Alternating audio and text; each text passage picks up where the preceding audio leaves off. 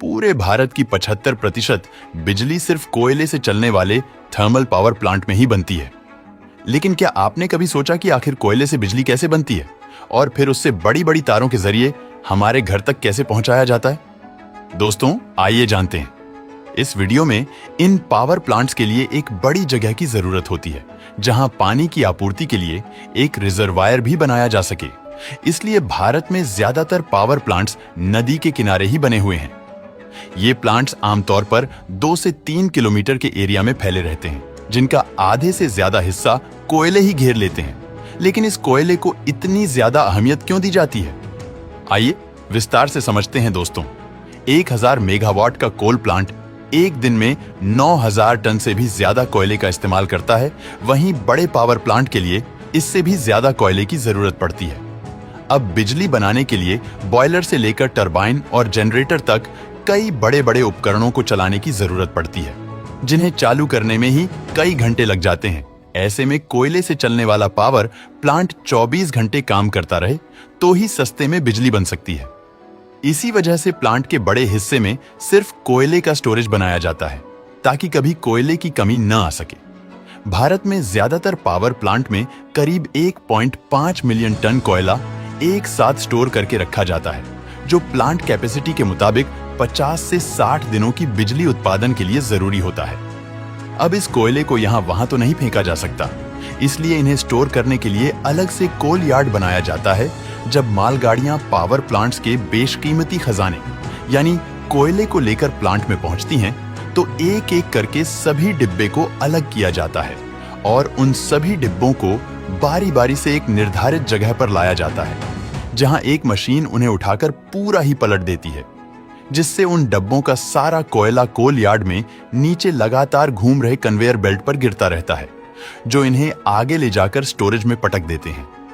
रेलगाड़ियों के डब्बों को खाली करने वाली इस मशीन को वैगन टिपलर के नाम से जाना जाता है। अब इस कोयले को फिर से कन्वेयर बेल्ट की मदद से जरूरत के अनुसार बाउल मशीन में भेजा जाता है, जो इन छोटे मोटे पत्थरों के रूप में एक दूसरे से चिपके कोयले को क्रश करके पाउडर का रूप दे देती है। इसके बाद इस ब्लैक पाउडर को कन्वेयर बेल्ट के जरिए ही विशालकाय बॉयलर में भेजा जाता है, जहां यह कोयला तुरंत आग पकड़ लेता है। अब पूरी तरह से जलने के बाद कोयले की जो भारी राख होती है वह नीचे गिर जाती है, जिसे बॉटम ऐश के नाम से जाना जाता है।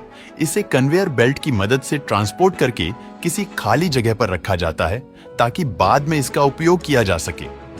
वहीं जो हल्की राख होती है वह ऊपर उठती है। इस राख को फ्लाई ऐश कहा जाता है और इसे चिमनी के जरिए फिल्टर करके वातावरण में छोड़ दिया जाता है। इस तरह पावर प्लांट में सबसे अहम भूमिका निभाने वाले कोयले का काम खत्म हो जाता है, लेकिन अब भी बिजली बनाने का 50% काम बाकी है। अब कोयला जलने की वजह से जो आग बनी थी वह बॉयलर से होते हुए उस सेक्शन में पहुंच जाती है, जहां काफी ज्यादा वाटर ट्यूब्स होती हैं, जिनमें पानी भरा रहता है। ये सभी ट्यूब्स हीट करके पानी को स्टीम यानी भाप में बदल देती है। अब जब ये स्टीम सुपर हीट हो जाती है तो पाइप का आगे वाला हिस्सा खोल दिया जाता है, जिससे ये स्टीम उन्हीं पाइप से ट्रैवल करते हुए आगे पहुंचती है। यहाँ गौर करने वाली बात यह है कि स्टीम और आग के साथ डील करने वाले इन पाइप के अंदर और बाहर दोनों तरफ इंसुलेशन की लेयर लगी होती है, ताकि भाप का तापमान ट्रैवल करते वक्त घट ना जाए। दोस्तों, अब हम भाप को लेकर पावर प्लांट के उस हिस्से में पहुंचे जिसके बिना बिजली बनाना नामुमकिन है। जी हाँ, हम बात कर रहे हैं टरबाइन की, जो पाइप से निकली स्टीम यानी हाई प्रेशर वेपर की मार खाते हुए तेजी से घूमने लगती है। इस दौरान टरबाइन की ब्लेड भाप की ऊष्मा और दबाव को अपने ऊपर ले लेती है, जिससे धीरे धीरे स्टीम ठंडी होने लगती है। इसी वजह से स्टीम के संपर्क में आने वाला टरबाइन का पहला भाग हाई प्रेशर टरबाइन के नाम से जाना जाता है, और जो हिस्सा सबसे आखिरी में स्टीम के संपर्क में आता है उसे लो प्रेशर टरबाइन कहा जाता है। अब टरबाइन के घूमने की वजह से एक हाई मैकेनिकल एनर्जी जनरेट होती है, जिसे तुरंत एक बड़े जनरेटर में भेजा जाता है, और इसी मैकेनिकल पावर की वजह से उस जनरेटर की मैग्नेटिक फील्ड डिस्टर्ब हो जाती है और उनमें इलेक्ट्रिसिटी जनरेट होने लगती है। अब इस बिजली को स्टोर करना काफी मुश्किल होता है, इसलिए इसे स्टेप अप ट्रांसफार्मर की मदद से आगे के सब स्टेशंस में भेजा जाता है।